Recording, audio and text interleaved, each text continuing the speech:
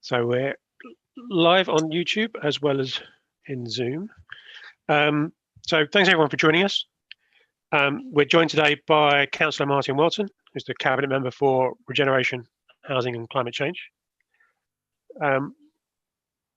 We're also joined by Katie Halter, who's the Climate Change Officer, and Dominic Hill, who's the Climate Change Project Officer.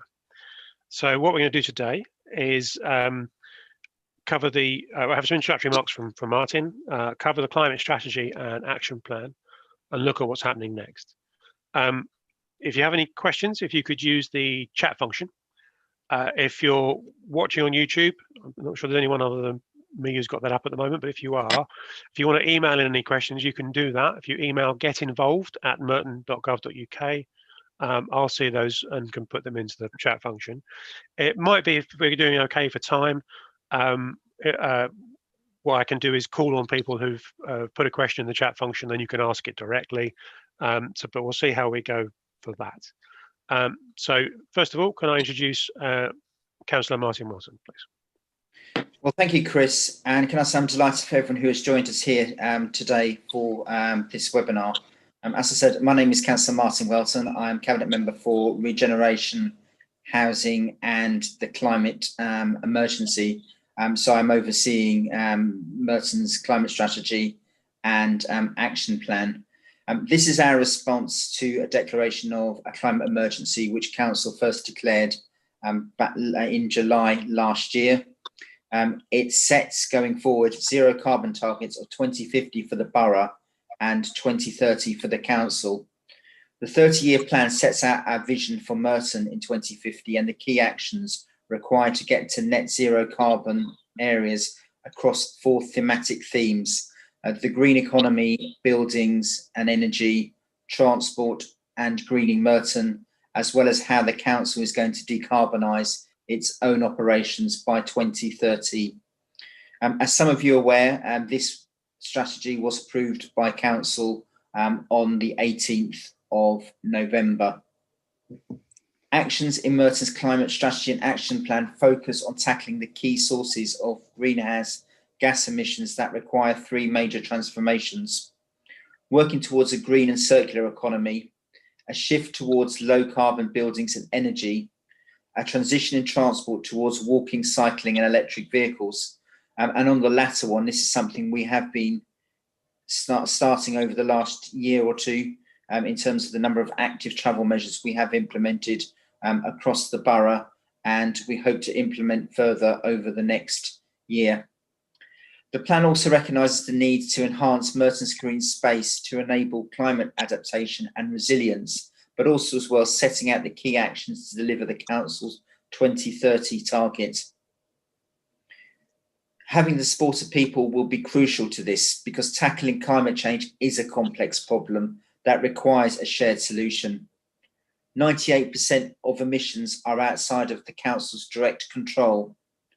So it's identifying what individuals, businesses, organisations, landlords, service providers and communities can do in terms of making changes towards more sustainable behaviour in order to become a carbon neutral borough.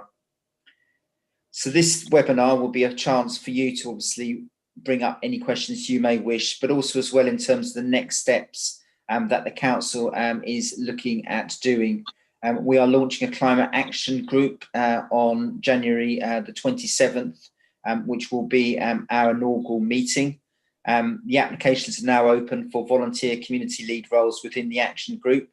So obviously we would encourage you to put yourself forward because we do want to get a range of people from across the borough. We'll also be running climate communication throughout 2021. This will be aimed beyond usual channels and is to engage with as many people as possible. So we do need to develop a network of climate community partners who can help shape and share our climate messages next year, but also as well in terms of the climate delivery plan, which will set out yearly priorities for delivering climate strategy and action plans, objectives and the framework. And also as well, finally, the 2030 council council target to decarbonise our operations and what we are doing as an authority. So there's a lot happening, and I'll hand over now to Katie Halter. Thank you. Hi. Next slide, please, Chris.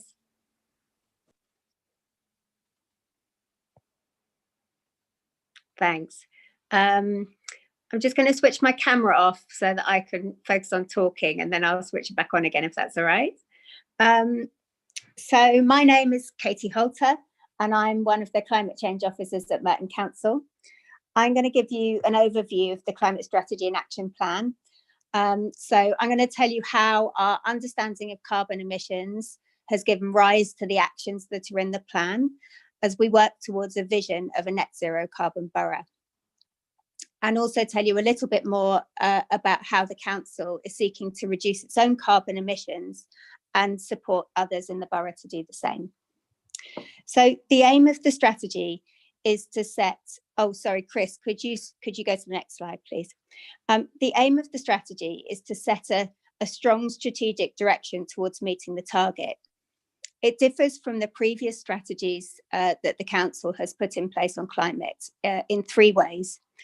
Firstly, it includes areas that we've not considered before. So not only do we have actions set out to reduce emissions that arise within the borough, but we also cover carbon emissions that indirectly result from the consumption of goods and services that are used within the borough. It also includes actions that help us to adapt to the effects of climate change, such as more intense and prolonged spells of hot weather and more frequent localised flooding. It also covers not only what the council is looking to do, but also shows what residents, businesses, landlords and other organisations need to do to achieve a net zero borough. This is because only 2% of the borough's emissions are in the direct control of the council. And thirdly, the speed and the depth of actions now reflect the urgency that change needs to happen to avoid the most damaging effects of climate change. If all actions were completed in full, we would have achieved our net zero carbon targets. So if we look at the graph, so to become a net zero borough, all our major sources of greenhouse gas emissions have to be tackled. And the graph shows the profile of carbon emissions in the borough, which were pulled together by a company called Ether, who are greenhouse gas specialists. So the blue bar on the left shows the carbon footprint of goods and services used by Merton's residents. These were too uncertain to accurately estimate, but we expect them to be around 4 times greater than the sum of the more direct emissions. These include emissions from the production of clothing, building materials like steel and concrete, car manufacture, food production, and aviation.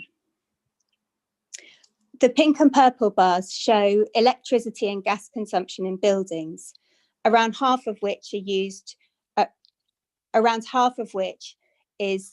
gas used for heating, making our roughly 90,000 homes in Merton more energy efficient, and replacing gas boilers with low carbon alternatives is arguably our greatest challenge.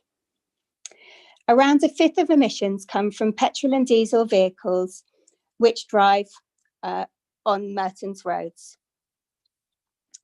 Private cars contribute the greatest source of those emissions.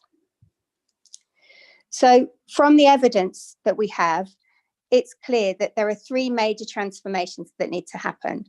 The first is in our economy, the second is in our buildings and energy supply, and the third is in our transport system. The light blue bar on the right-hand side also shows that land stores carbon in the form of organic matter in the soil, and also is absorbed by vegetation, and in particular trees. But because Merton is a very densely populated suburb, making Merton a greener place can only ever capture a very small proportion of the borough's emissions, which is currently about 0.1% of our total emissions in our inventory. However, well-placed vegetation can help us to adapt to the effects of climate change by providing shade and sustainable drainage. It's also extremely important, it plays an extremely important role to support a diverse range of wildlife to be resilient against the impacts of climate change. Next slide, please, Chris.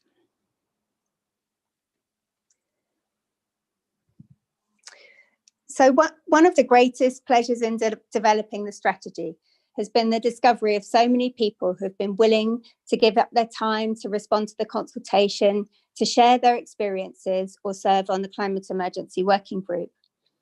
I felt this most strongly during a workshop we held early this year, where in one session we asked participants to imagine what low carbon Merton might be like. As we used this to develop the vision statements, which we've set out in the strategy, it struck me that the benefits of low carbon Merton have an opportunity to improve the lives of everyone. They include benefits like lower energy bills, cleaner air, more sustainable and healthy products on sale, less waste, and more trees and plants for people to enjoy. Next slide, please. We received literally thousands of ideas of actions that we could take to tackle climate change through the climate change consultation survey and as recommendations from the Climate Emergency Working Group. We also looked at a lot of evidence, including the new approaches being trialled in other boroughs to meet the complex challenges or to overcome funding constraints. These have given rise to around 60 high-level actions across all 5 of the sectors that need to be undertaken in order to reach a net zero carbon Merton. These include actions for residents, landlords, businesses and organisations in Merton, and it also sets out how the council is seeking to support these changes to the borough by 2050 and how to decarbonise its own buildings and services. Next, oh no, hang on. Oh yeah, this slide is a summary that you can find at the beginning of the climate strategy document, and you can find more detail about the actions towards the back of the strategy. They're too numerous to mention here, but I wanted to pick up on a couple of important points. The first is about heating. Gas heating in homes makes up the single largest contribution to greenhouse gas emissions in the borough. While the development of renewable energy, such as offshore wind, has reduced emissions from electricity, finding a low carbon alternative to gas is very challenging. The government's main strategy at the moment is to encourage a conversion of gas boilers to a form of electric heating known as heat pumps. In order for us to meet our net zero targets, we would need to convert 3,000 boilers each year to heat pumps by 2050. As we wait to understand more about the national strategy, the Green Homes Grant offers 75% funding of up to £5,000 to install a range of measures to existing homes, including heat pumps and insulation. We recommend you look at the options, which you can find through the government's independent advice site called Simple Energy Advice. So if you Google Simple Energy Advice, you'll get that up and you can get more information.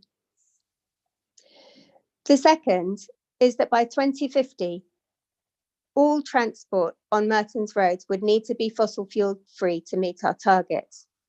This means reducing the number of petrol and diesel vehicles registered in Merton by around 2,700 per year, replaced by walking, cycling and public transport where possible. Where motor vehicles are essential, these would need to be low carbon, such as electric. The government's recent announcement to end the sale of new petrol and diesel cars and vans by 2030 should help with this transition. The much cheaper fuel costs and reducing prices of EV cars mean that electric vehicles will soon compete on costs with their high carbon counterparts. Next slide, please. So this slide tells us a bit more about emissions from the council's buildings and services. The council has set a more ambitious net zero target of 2030 to reduce emissions that arise from council buildings and services. So if you look at the main challenge here is the consumption of gas and electricity through the council's roughly 350 buildings, including libraries, children's centres, community schools and office space. A 10-year programme of investment has seen improvements in insulation and the instalment of solar panels in 44 council-owned buildings, including 27 schools. This has contributed to a 40% reduction in emissions from buildings since 2009. This is a great achievement, but it does mean that the step to net zero requires a lot of investment. We are developing an approach to make the best use of available government funding. We're only beginning to assess the impact of services procured by Merton on behalf of the borough. We expect estimates from procured services to increase as we receive more information. Working with existing providers to understand and reduce emissions and considering policies for new procurements will be an area of focus. For streetlights, the programme of LED replacement is complete. This has resulted in the conversion of 80% of lamp columns and has achieved efficiency savings which are greater than almost any other London borough. Energy used by streetlights will now be served with a new 100% renewable energy supply acquired by the council this year. The major challenge to decarbonising the council's vehicle fleet lies with the heavier vehicles such as buses. The lower cost of fuel does not compensate for the much higher costs of capital, and at present, electric vehicle models are untested in terms of reliability. We'll continue to assess the viability of using a low carbon vehicle fleet as we expect the market to change rapidly over the next few years. Next slide, please.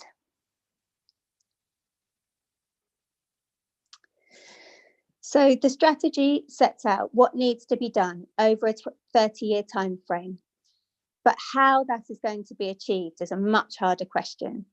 The challenges to delivery are widespread and complex. So finally, I wanted to touch on the council's intended approach to delivery. As a starting point, the council is looking to provide leadership by meeting the more stringent decarbonisation target of 2030. So you heard more about that in my last slide. But more broadly, for year one implementation, our focus is setting the foundations to ensure that climate is considered in all forward policies and programmes from now on. Funding and national policy will continue to be major barriers to rapid progress. The council intends to be active in lobbying for national change and will need to prioritise the scarce resources on the major transformations that we need. With each individual being responsible for around 13 tonnes of consumption emissions every year, those emissions will need to fall to well under a tonne by 2050 to meet the net zero targets. So Dominique, in the next section, will be setting out our intended next steps to support and empower people to take action to tackle emissions in their own lives and communities. And finally, effective delivery requires a robust but agile delivery plan and effective monitoring of emissions.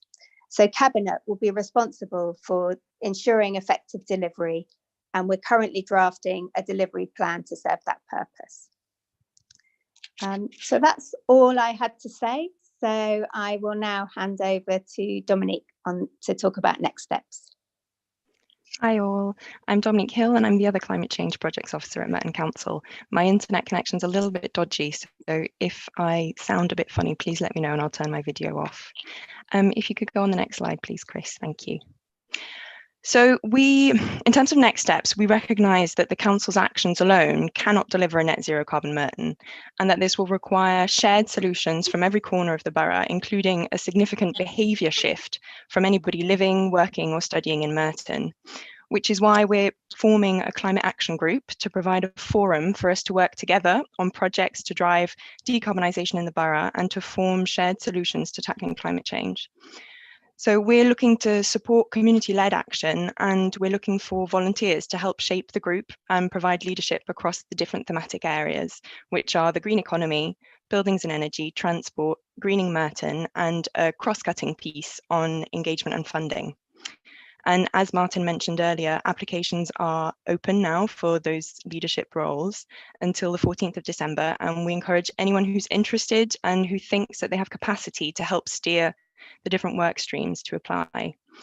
If you don't think that a leadership role is for you, you can just bring your energy and ideas to the monthly meetings, which will take place throughout next year.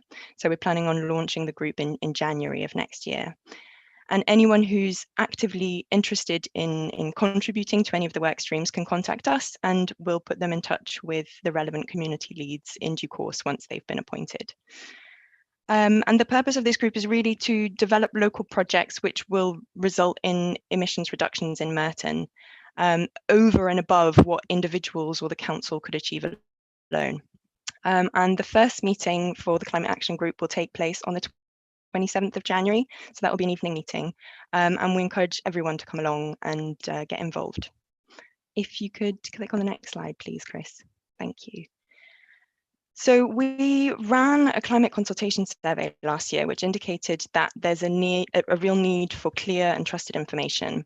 And we hope that the climate strategy and action plan and our climate change web pages provide a useful resource for everyone in Merton to start thinking about how they can take steps to tackle climate change.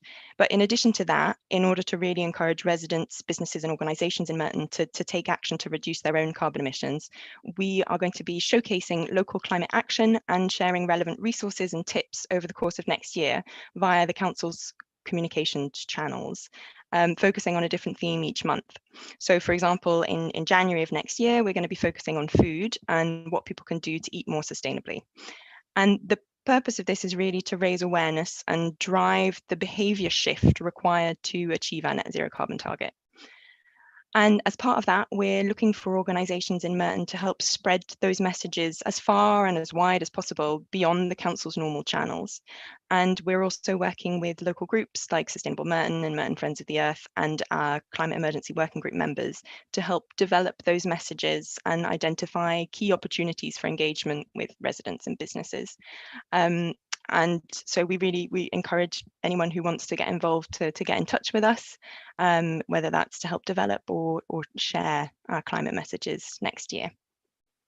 So I think that's kind of a quick overview of our next steps, and happy to answer any more detailed questions through the Q&A session. Thank you. Okay, so thank you to Martin, to Katie and to Dominique.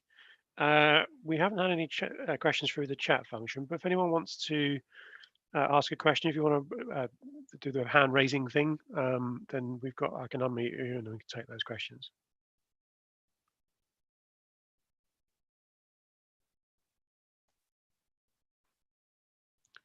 It's okay. Gillette's taken that very literally.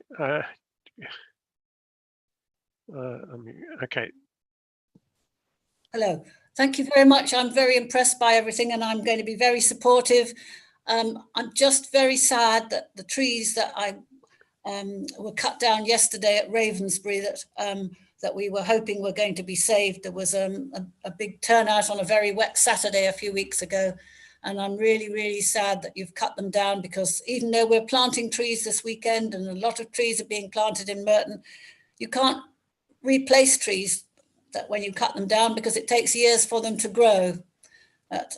That's the only negative thing I've got to say. Mostly I'll be positive, but I just wanted to register the fact that I think it's a very sad thing.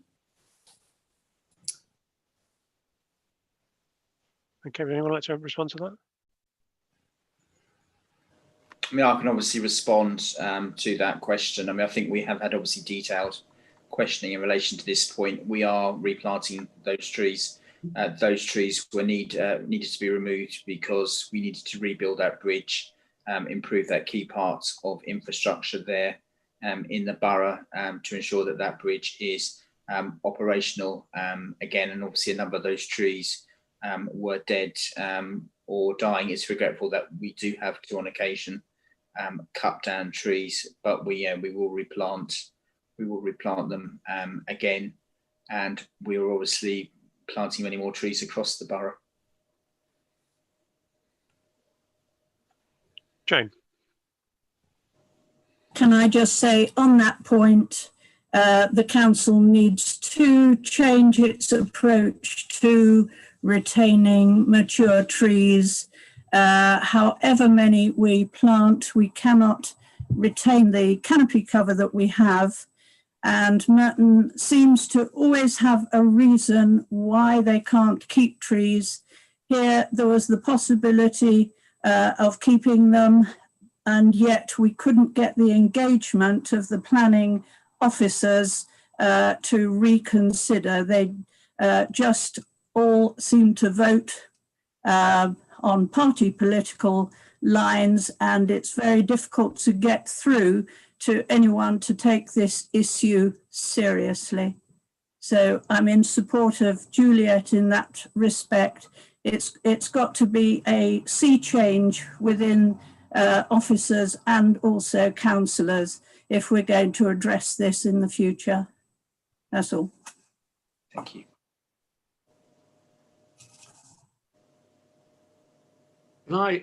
Can I support Jane on that and ask another question related to the planning department, who seem to be, I would say, ignorant of the climate emergency in terms of not insisting that new developments have a really ambitious energy reduction target. They just seem to wade through developments without any energy plan at all. Are you putting pressure on the planning department? Are you able to put pressure on the planning department? I'll let Dominique that one. Happy to take this one. Hi, Alan. Thanks for your comment. Yes, so this is a really, really good question, and it's something that we've been spending quite a lot of time on recently. So current policy is one thing, but just to give you a heads up, we have just updated our draft climate change policies for Merton's draft local plan, which has just gone out to consultation in the last couple of weeks, and consultation is running until the 1st of February. So we really encourage everyone to have a look at those policies and the local plan policies more broadly, because that's basically setting the planning policy for the next 15 years. And we're really enthusiastic to get your feedback on that.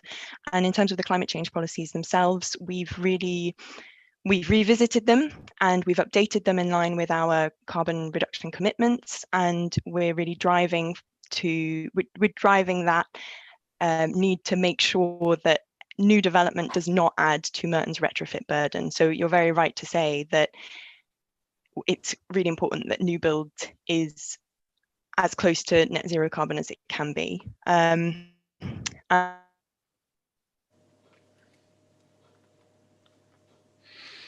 think she's frozen. Yeah. You've gone dead.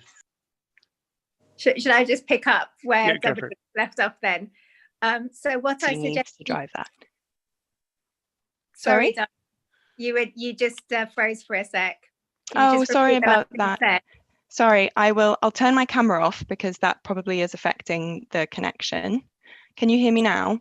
Yeah, we Okay, just fab. didn't hear the last couple of sentences. Okay, fab, thank you. Yes, so our new policies are really pushing for that, Alan, and we've done lots of research into lots of new evidence that's come out in the last couple of years. So, for example, the Climate Emergency Design Guide that came from the London Energy Transformation Initiative, and we've really looked to apply the policies, the policies recommended in this evidence in our new policies. So basically, in order to operate at net zero carbon, a building needs to be very energy efficient, it needs to not use fossil fuels, and the electricity that it uses needs to be 100% renewable. So that is kind of the standard that we need to achieve by 2050, and any buildings that are built now which aren't capable of achieving that will need to be retrofitted, which will cost more money than doing it right from the start. So that's what we're really trying to push for through our new policies. So it would be really great to get your feedback on those draft policies and any kind of support for that ambition that we're trying to convey through that. And Katie and I are involved in reviewing planning applications. For the most part, that tends to be the major schemes because we are limited in our capacity. But we really do push developers to maximize energy and carbon savings on site. And we are trying to, where we can, push developers to move towards more low carbon heating solutions, such as heat pumps, for example, and really encourage them to increase their energy efficiency through good fabric. Obviously, it will be easier to do that once we have these strong policies in place, where we have that strong kind of documentation to fall back on. So, like I said, any feedback that you can give on those draft policies would be extremely welcome. I hope that answers your question. It certainly does, and all power to your elbow or elbows. We will, I will, and also in my capacity as a member of the Wimbledon Society Planning and Environment Committee, will support you right up to the hilt on that, and we'll feed back as much information as we can. Thank you very much. Fantastic. Thank I'd you. just like to add myself, I think that is absolutely crucial, given that 81% of our emissions are relating to buildings. So in terms of residential and commercial, yeah, and this will be incredibly costly in terms of retrofitting, but it's something that does need to be done, you know, if we are to move towards zero carbon economy, and that's going to be part of the adaptation process going forward, and that new buildings, you know, are capable of being zero carbon. Great, thank you. We've got a question in the chat from Rachel. Dominique, could you clarify the individual groups that residents can get involved with or lead related to engagement? Is there a different meeting each month for all of the subgroups, or one meeting for them all to come together? Yes, I can do that. Thanks, Rachel, for the question. So I'm taking that in the context of the Climate Action Group, but correct me if I'm wrong in that. But I can quickly set out the process. So basically, the climate change team, Katie and I, will be meeting with the Climate Action Group in some shape or form every month. So starting in January of next year, and the first meeting in January will be a kind of the inception meeting, the launching the Climate Action Group, which will be quite cross-cutting. So we would encourage everyone to come along to that if they have any interest in the group. And then following on from that, we will be focusing in on the different themes. So the first month will be the inception meeting, and the second month will be focusing on the green economy, which includes goods, services, food, and waste. The following month, so March, will be focusing on buildings and energy, including fuel poverty, for example. And then in April, we'll be looking at transport, which would include benefits for public health and air quality. And then in June, we'll have a progress meeting, where all the different subgroups will come together. So to answer your question, every 6 months, we would have a progress meeting where all the groups come together. And in the other months, we will be focusing on the different themes. So the first month in the cycle would usually be a cross-cutting, looking at engagement and funding. And then you would go through that cycle of green economy, buildings and energy, transport, and greening Merton, and then back to a progress meeting. And we are looking to appoint volunteer community leads for each of those thematic areas. So those 4 thematic areas, and then whoever is appointed to be community co-chair would also steer the work programme for the cross-cutting theme of engagement and funding. So basically, every thematic subgroup would meet twice a year, and we would have 2 progress meetings with the whole group twice a year, and we would have 2 cross-cutting sessions looking at engagement and funding every year. Does that answer your question? Yeah, thanks, Dominique. I guess, could you clarify, because I know in the advertisement it said people need to be able to commit 12 hours a month. Could you just clarify what people would be doing in between those meetings, just for when I'm promoting this opportunity to our community champions, I know what to tell them. Yeah. So we really want this to be a community-led group. So we want the community leads and just normal people who want to be involved to have a say in how this group functions. And I think it will be a kind of matter of seeing how it develops, because this is quite new for the council to run this type of group. But the way the responsibilities that we see the community leads having is to steer the relevant work streams. So that would be chairing those thematic meetings twice a year and coordinating any subgroup activities between the meetings with the council. So that would kind of depend on who's involved and how fast people want to progress things. So it's not really set in stone, and it will depend on who's involved.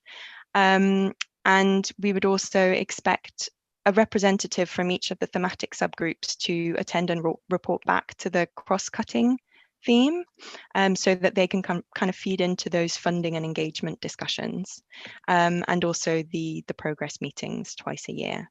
So there's a few meetings that they would have to attend.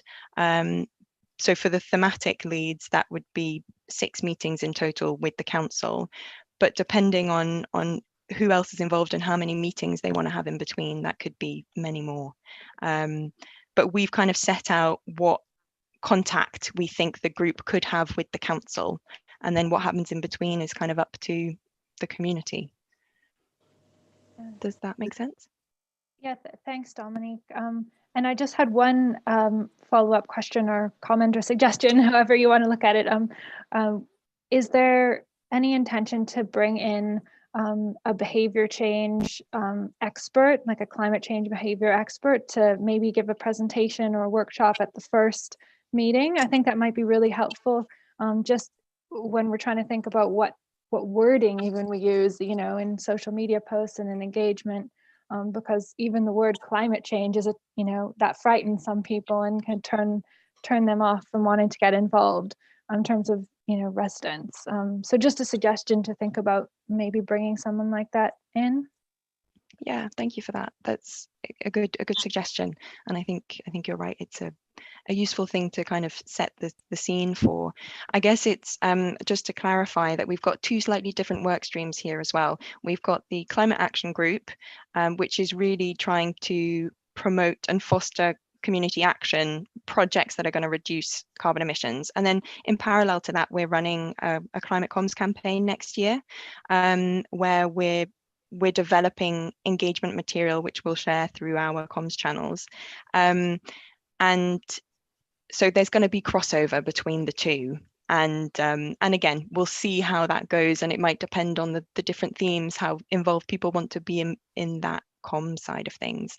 But yeah, definitely, we'll definitely take that suggestion on board. Thank you. Thank you.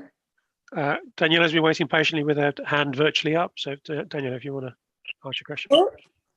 Yeah, hey, hi guys. I just wanted to say, I think it's wonderful, you know, the climate action plan's been passed and that we're getting on with it. I just wanted to go back to the issue of like Mitcham Bridge. There were 16 community groups, you know, against this. We were just completely ignored, and it's, you know, we were absolutely devastated that the trees were just ripped out when it was just needless. And, you know, there's another development in Rains Park. You're going to rip out more trees. At High Park, you're ripping out trees. It's there seems to be a bit of a disconnect, and you know, it's wonderful all this work that we're doing, but we've got to preserve these mature trees in our borough, because it's going to take decades, and that's if the new ones survive. So this is my concern. And you said, you know, you need the community behind you. There's lots of people that really care about climate change, and if you just disregard us, it's, you know, how are you going to get people on board? Like, we can help.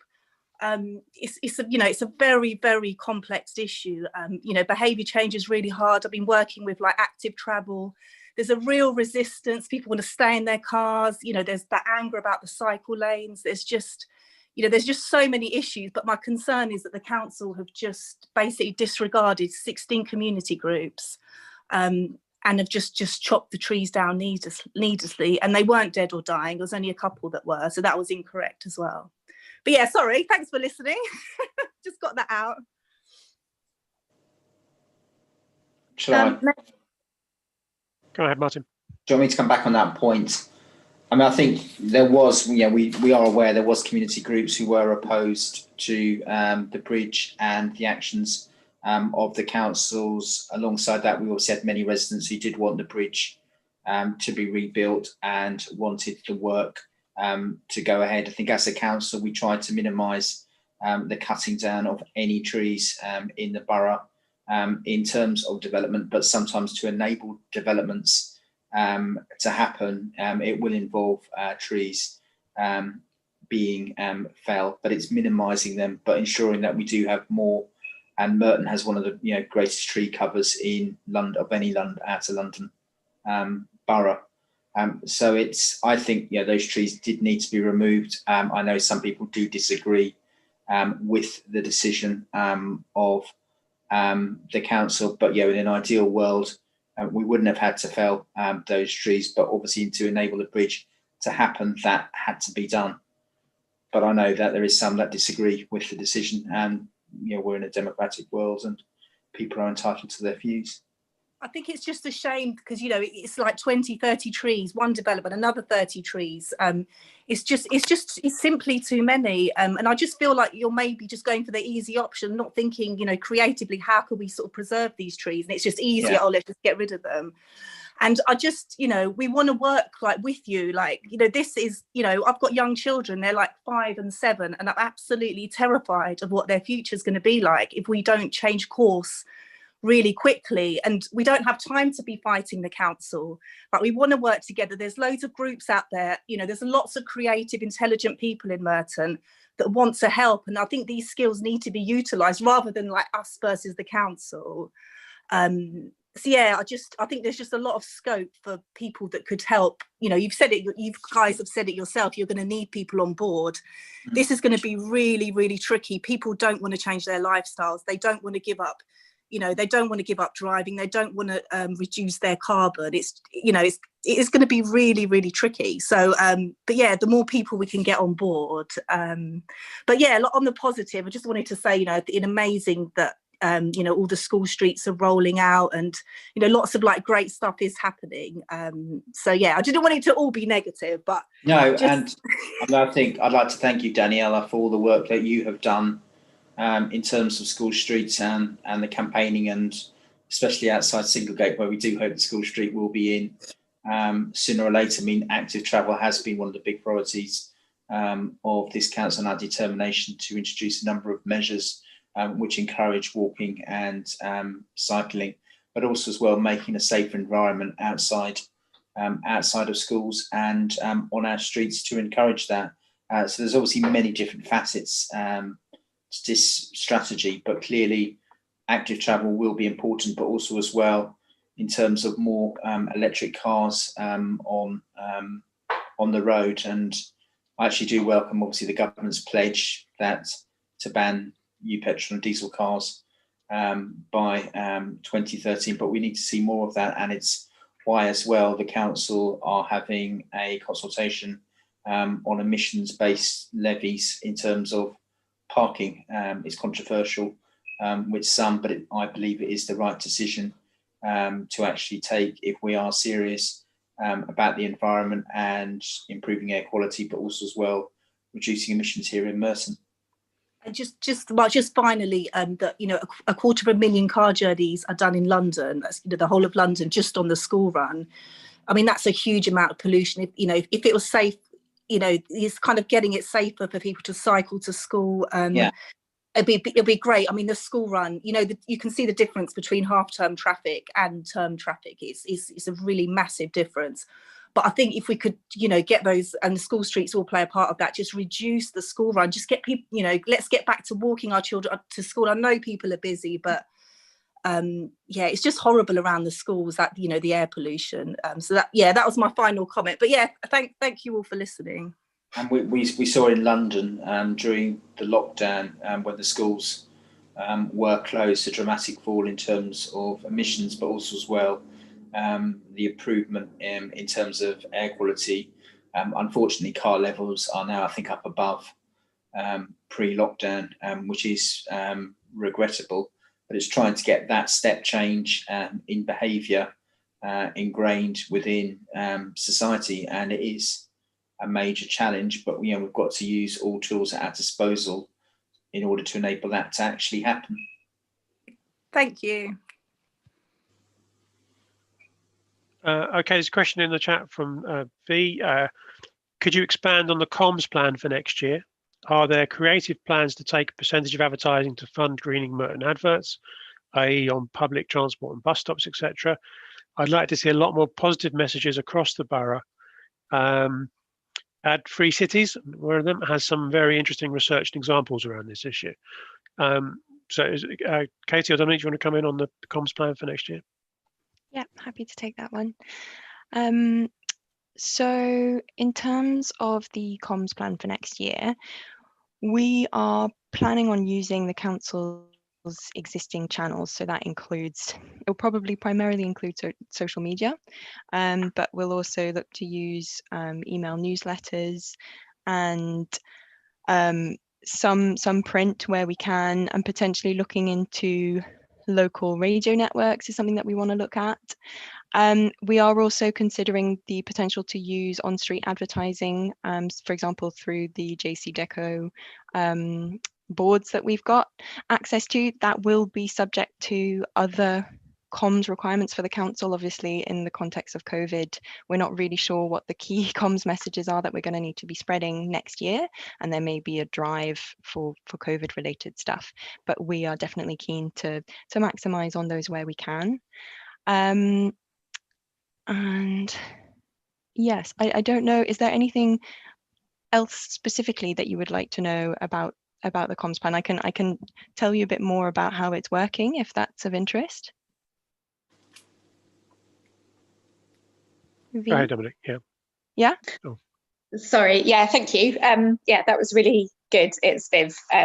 Thank you for answering that. Yeah, it would be good to know more. I think so much of the behaviour change is really just down to getting messages out and repeating and repeating and repeating. And you know, although social media is a really powerful tool, I think it captures some demographics and some age groups, but it doesn't capture all.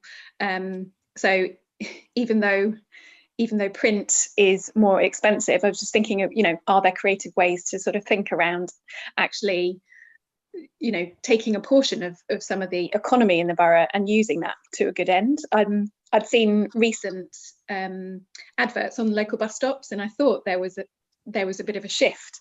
The adverts that were on there were all incredibly kind of productive and more green messages for a couple of weeks, and then it changed and adverts for Coke and stuff came back. But yeah, I just thought actually that really stood out to me, that was a really visible message that a lot of people will see, will read, and could be a really powerful way to get that message out there. You know, it takes the council to kind of coordinate and collaborate as a key avenue for that message. You know, as much as people can do individually, doing things collaboratively and collectively with messages from the council is going to be very key to the that change.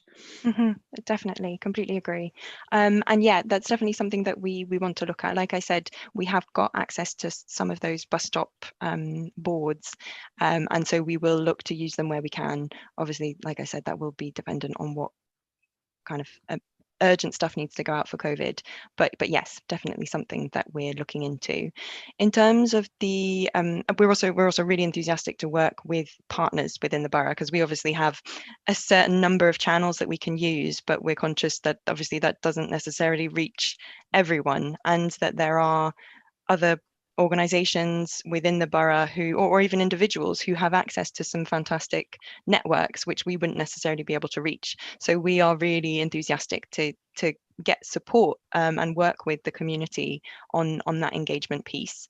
And we actually sent out a letter to our partners in the borough asking them to get involved, and we've had a few responses from people who've said that they're keen to help share those messages, which is really great. In terms of the plan for the comm strategy for next year,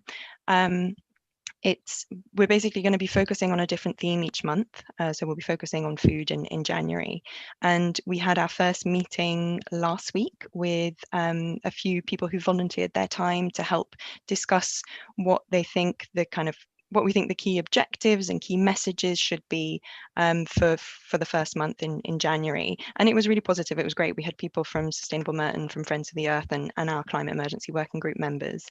And they're basically people who are keen to contribute content to that as well, because the council has, can develop content, but there's so much fantastic stuff already going on in the borough, and there's so much information that's already out there. And we really want to make the most of that and signpost stuff that's already happening.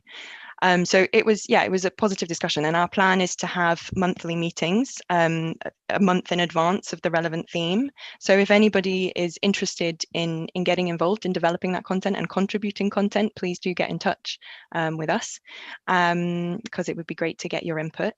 We've just started thinking about potentially using some kind of pledge system. So we haven't ironed out all the details yet, but we want to try and get some kind of pledge system set up on the council's website to, in parallel with all the comms material that we're putting out, to really encourage people to make commitments of things that they want to do that month in line with the theme that we're looking at. And hopefully that will be a way of kind of really stimulating action and conversations within the borough, and potentially a way to get feedback from people on what they've done. And so then again, that's some great, more positive stories that we can share, to say, this is someone who hasn't necessarily done very much, but they've decided that they want to make this change in their life, and this is what they've achieved. So there's a few different conversations on the go, and any feedback on that is really welcome. And if you want to be involved in that process, please do get in touch. I hope that gives you enough information for now. Yeah, thank you. That was great. I'll see what I can get involved in the next year. Super. Thanks, Viv. Juliet has her hand up.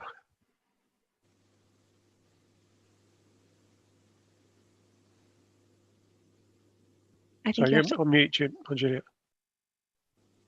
Can you hear me now? We can indeed. Go ahead.